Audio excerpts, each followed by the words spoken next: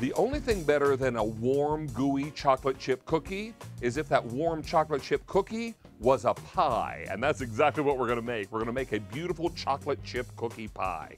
And this was something that I first experienced living in central Pennsylvania, and it was so marvelous. It was at a potluck dinner, and I thought there's gotta be an easy way to make this, and one of the easiest ways to start is with a refrigerated store-bought pie crust, and that's always gonna make this fast and easy when you're making a quick and delicious rich dessert. Now what we're gonna do first is whisk together our sugar. So we're gonna get our granulated sugar into our mixing bowl. Then goes in our light brown sugar, 2 eggs, and I'll go ahead and get this started so the eggs can incorporate into the sugar. Whisking that together. Then I'm gonna add in some really good vanilla. Again, I always encourage you to splurge on nice vanilla. It'll make a big difference in your recipes. And then we'll add in just a touch of salt.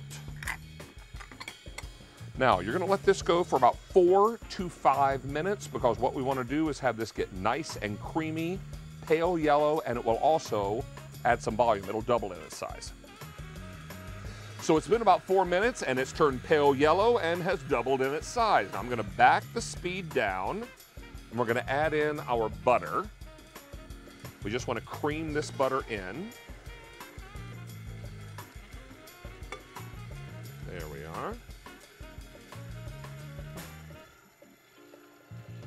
And you just wanna let this go until it incorporates. We also back this down so we wouldn't be wearing the butter, right? So all this gets creamed into the sugar. Now, as you're looking at this mixture, if you see little beads of butter down in the batter, that's good. That's what you want to have happen because that's going to then melt very evenly into the pie as this bakes. Perfect. Now I'm gonna back the speed down a little more and add in my flour. And I'm just gonna do this more slowly because again, I don't wanna wear the flour. You just wanna incorporate it. Anytime you're incorporating dry ingredients into wet, slow your mixer down. And then once it starts to incorporate, you can increase your speed just a little. Great. So let's get this bowl off the mixer because now what I'm gonna do, that's good. We're going to add in our chocolate chips, but I didn't wanna do this with the mixer attachment. I wanna take a rubber spatula or a silicone spatula and just fold these in. Basically just folding them into that nice creamy batter. Perfect. These are semi-sweet chocolate chips. If you wanted to get a little crazy, throw some peanut butter chips in here. That'd be fine too. Okay, now that comes together pretty quickly. Now this is gonna go right into our pie crust.